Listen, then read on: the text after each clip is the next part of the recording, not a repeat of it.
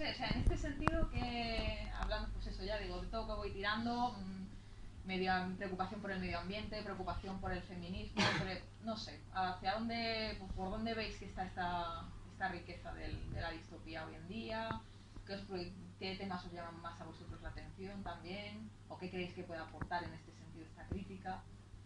Yo voy tirando. Bueno, yo estoy viendo, por ejemplo, que el cuento de la criada, de Margaret Atwood, ha sentado un precedente, porque quizás antes se enfocaba un poquito más la cuestión en alienígenas, en postapocalipsis, un poco en cosas más genéricas de la ciencia ficción.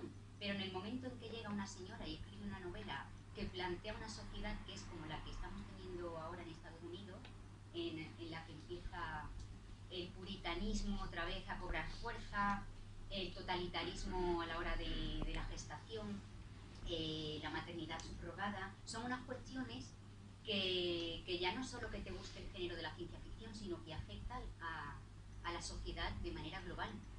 El hecho de que nos podamos reproducir, haya unos patrones de comportamiento rígido y demás, afecta a toda la sociedad. Entonces creo que eso ha sentado un precedente porque cualquier persona se puede plantear algo al respecto, tanto si es una mujer como si es un hombre.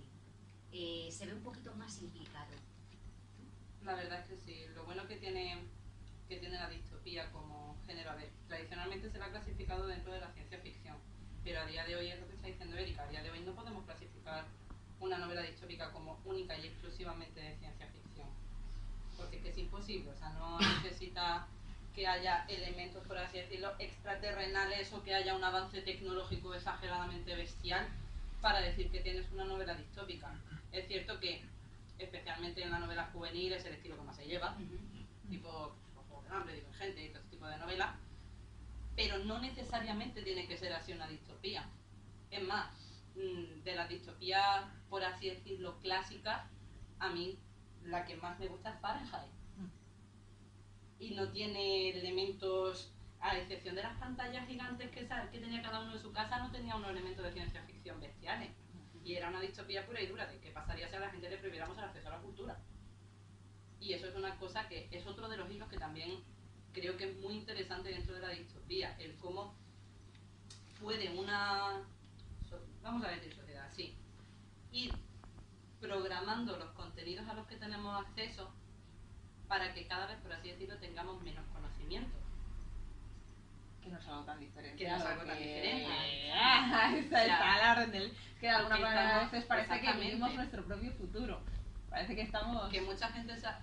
era uno de los temas, vamos, discusiones sobre distopía he tenido así. Y había mucha gente que decía que cómo podían los autores del siglo XX, a principios del XX, adivinar lo que iba a pasar a principios del XXI. Digo, chiquillos, porque no es muy difícil. Nosotros si podemos hacer algo más, está comprobado que lo vamos a hacer. Sí. Y es así. Entonces, hay tantas partes de las que tirar, hay tantos temas de los que se podrían sacar distopías. El tema de la ecología, para mí, sinceramente, de las distopías más bonitas que me he echado a la cara, tienen componente ecológico. Hemos llegado a un punto en el que nos hemos cargado el planeta 100%, y dentro de lo que cabe, aunque haya sido con un grupo de gente que no tendría que estar en el poder, pero bueno, ahí están, hemos tenido la vista de intentar dañar menos a raíz de haber tocado fondo. Pero también sacamos un mensaje de ahí, o sea que dentro de lo que cabe parece que tenemos que tocar fondo para saber por dónde tenemos que tirar. Y yo creo que el concepto de la distopía, dentro de todas sus vertientes, que por sí se podría considerar un género propio.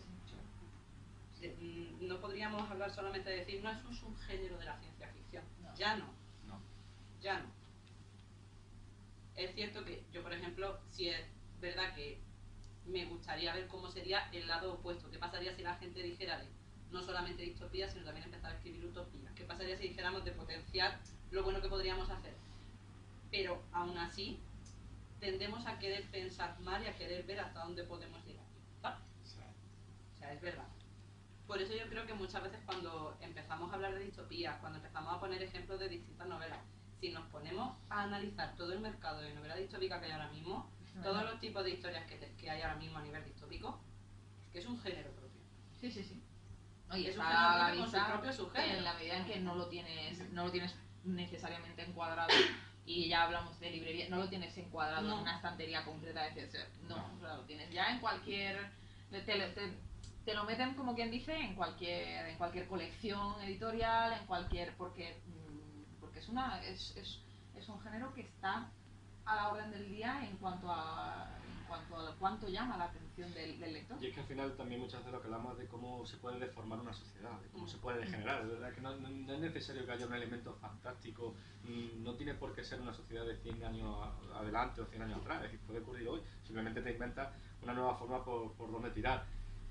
A mí lo más interesante, que más me ha gustado la distopía es, por ejemplo, la corrupción del poder, ¿no? De cómo se crea el totalitarismo, ¿no? Porque da auténtico terror, ¿no? Aquí tenemos, por ejemplo, que me encanta, V de Vendetta, porque tiene no solo el control, te controlan, la libertad de expresión, el poco acceso a la cultura, es decir, siempre va a haber alguien ahí encima tuya, y lo que más me llama la atención de ese estilo es que cómo al final la sociedad lo va permitiendo poco a poco, ¿no? Es decir, cómo llegamos a ese punto, y nos damos cuenta de que va pasando. ¿En qué momento lo aceptamos? Claro, es decir, porque por poner un ejemplo, aquí en España hace unos años se creó la ley Mordaza, que al final la ley Mordaza es un retroceso en nuestros derechos. Y no dejas de tener a muchísima gente que argumenta, dar las revueltas argumentales que haga falta para justificar que eso sea así. Y volvíamos antes a lo que hablábamos también, por ejemplo, lo que decía antes del embarazo, lo mismo, querían volver a una ley del 83. Es decir, y de repente estamos en 2000 casi 20 y empezamos a perder derechos, derechos que tanto... Y a mí lo que me da miedo es que son unos pocos los que están ahí arriba, los que van cambiando ese orden establecido, pero la sociedad como que lo va aceptando, no es como la metáfora de la rana, ¿no? Vamos a meter la rana en el agua que se va calentando poco a poco hasta que al final, pues... Y a mí lo que me da terror es eso. ¿Pero por qué me da terror? Porque verdaderamente lo ves, porque está ahí, porque ocurre.